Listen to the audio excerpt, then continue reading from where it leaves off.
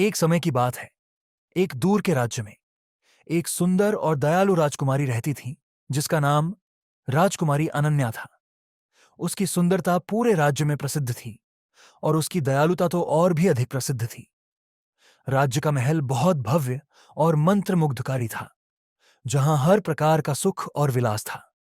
इतने वैभव में रहने के बावजूद राजकुमारी अनन्या अक्सर एक अनजानी उदासी महसूस करती थी। उसे लगता था कि उसके जीवन में कुछ कमी है, कुछ ऐसा जो सभी धन और विलासिता पूरी नहीं कर सकती। महल के चारों ओर विशाल बगीचे थे, जिनमें से हर एक दूसरे से अधिक सुंदर था। वहां गुलाब के बगीचे, कुमुदिनी तालाब और फलों से लदे बगीचे थे। राजकुमारी अनन्या को इन बगीचों में घूमना बहुत पसंद था, जहां उसे फूलों और पेड़ों के बीच शांति मिलती थी। फिर भी बगीचों की सुंदरता उसके दिल में खालीपन को नहीं भर पाती थी।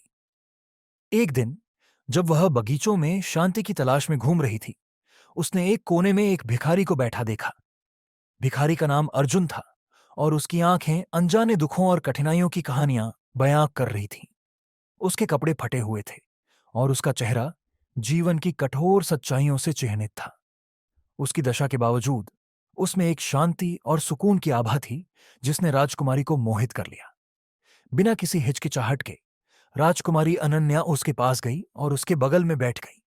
अर्जुन उसकी उपस्थिति से चकित होकर नम्र स्वर में पूछा, आप यहां क्यों आई हैं, राजकुमारी? राजकुमारी अनन्या मुस्कुराई और बोली, मैं तुम्हारी कहानी सुनना चाहती हूं, अर्जुन। इतने लोगों को इतनी कठिन जिंदगी जीने के लिए मजबूर देखकर मुझे बहुत दुख होता है। शायद तुम्हारी कहानी समझकर मैं किसी तरह से मदद कर सकूं। अर्जुन ने अपनी कहानी बताना शुरू किया। मैं एक समय में एक सम्मानित परिवार का हिस्सा था। मेरे पिता एक व्यापारी थे और हम आरामदायक जीवन जीते थे। पर एक विनाशकारी आपदा ने हमारे गांव को तबाह कर दिया। एक भयंकर आग ने हमारे घर और जीविका को नष्ट कर दिया। मेरे माता पिता आग में जलकर मर गए और मेरे पास कुछ भी नहीं बचा। तब से मैं भटक रहा हूं, दूसरों की दया पर जी रहा हूं और जीवन के कठोर सबक सीख रहा हूं। राजकुमारी अनन्या और अर्जुन के बीच की इस साधारण बातचीत ने एक गहरी दोस्ती का रूप ले लिया। वे अक्सर बगीचों में मिलते और घंटों तक बातें करते। जीवन, सपनों और महल की दीवारों से परे की दुनिया के बारे में चर्चा करते। राजकुमारी अनन्या धीरे धीरे अर्जुन की पीड़ा और संघर्ष को समझने लगी। उसने उसकी सहनशीलता, उसकी बुद्धिमता और उसके दिल में बनी दयालुता की सराहना की। धीरे धीरे उसे अर्जुन की मानवता और जीवन के प्रति उसके दृष्टिकोण से प्यार हो गया। एक दिन राजकुमारी अनन्या ने हिम्मत जुटाकर अपने पिता राजा साहब के पास जाकर कहा, पिताजी, मैं अर्जुन से शादी करना चाहती हूं।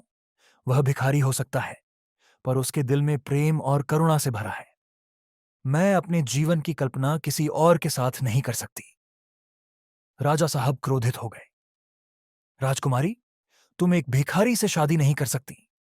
तुम्हारी शादी एक सम्मानित परिवार के राजकुमार से ही हो सकती है। यह सिर्फ तुम्हारे बारे में नहीं है, यह राज्य के सम्मान और परंपरा के बारे में है। पर राजकुमारी अनन्या दृढ़ थी। उसने कहा, पिताजी, प्रेम की कोई सीमा नहीं होती।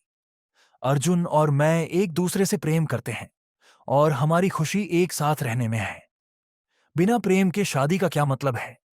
बिना खुशी और साथ के जीवन का क्या अर्थ है? अपनी बेटी के अटल निश्चय और उसकी आंखों में सच्चाई को देखकर राजा साहब ने महसूस किया कि उसकी खुशी परंपराओं या सामाजिक अपेक्षाओं से अधिक महत्वपूर्ण थी। उन्होंने अनिच्छा से मान लिया और राज्य में घोषणा की कि राजकुमारी अनन्या और अर्जुन का विवाह होगा। राजकुमारी अनन्या और अर्जुन की असामान्य शादी का समाचार तेजी से फैल गया और पूरा राज्य उत्सुकता और उत्साह से भर गया। उनकी शादी के दिन सभी ने एक भिखारी और राजकुमारी के मिलन को देखने के लिए इकट्ठा हुए।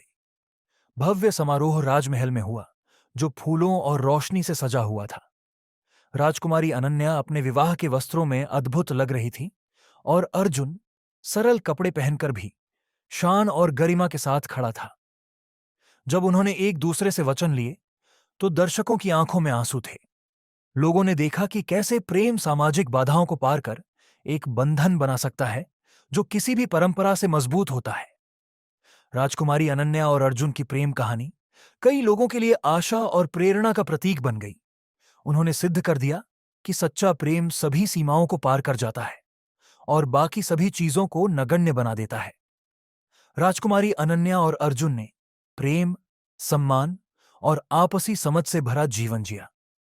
राजकुमारी अनन्या की खुशी की कोई सीमा नहीं थी, क्योंकि उसने अर्जुन में अपना सच्चा साथी पाया। साथ में उन्होंने राज्य के सुधार की दिशा में काम किया, गरीबों की मदद की और जरूरतमंदों को उठाया। उनकी कहानी पीढ़ियों तक सुनाई जाती रही, जिससे हर किसी को यह सीखने को मिला कि प्रेम, करुणा और मानवता ही जीवन के सच्चे खजाने हैं। अर्जुन का एक भिखारी से राज्य के सम्मानित सदस्य में परिवर्तन किसी चमत्कार से कम नहीं था।